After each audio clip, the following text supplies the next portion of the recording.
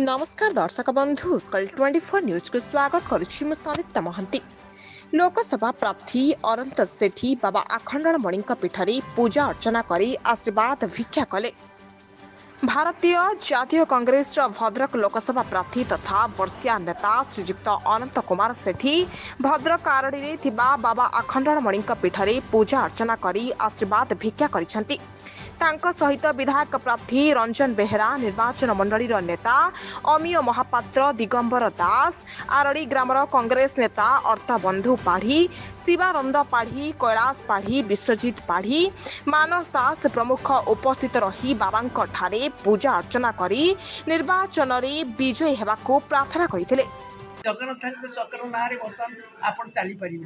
ये खाली लुटिबार लगी आखंडमणि देवता ये सब देती प्रकृत देवता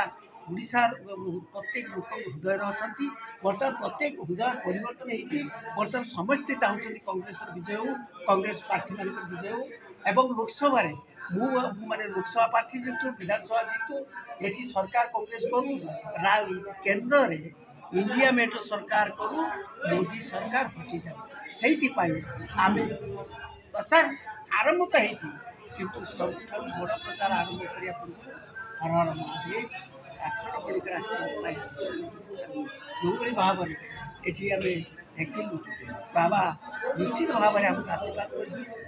कांग्रेस दल को आशीर्वाद करेंगे कांग्रेस दल समस्त निश्चय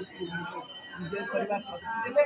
और प्रत्येक लोक मन परिवर्तन कर सुचिंतित विचार 1 तारीख दिन ये कांग्रेस को विजय करने सहित पार्टी विजय करेंगे ये विश्वास नहीं आज आम पूजा अर्चना कर जो पूजा संपूर्ण होती आम बर्तमान जनता दरबार जनार्दन जो मैंने प्रकृत विचार से पाखक जी बाबा का आशीर्वाद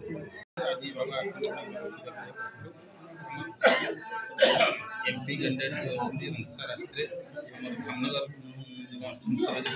जेने विधायक प्रार्थी अच्छा रंजन मोहन सागर अच्छा तो आम आसू बाबा आशीर्वाद नापर आम गोटे मिश्रण पर्व साधारण सभा अच्छी से आमर विश्वास अच्छी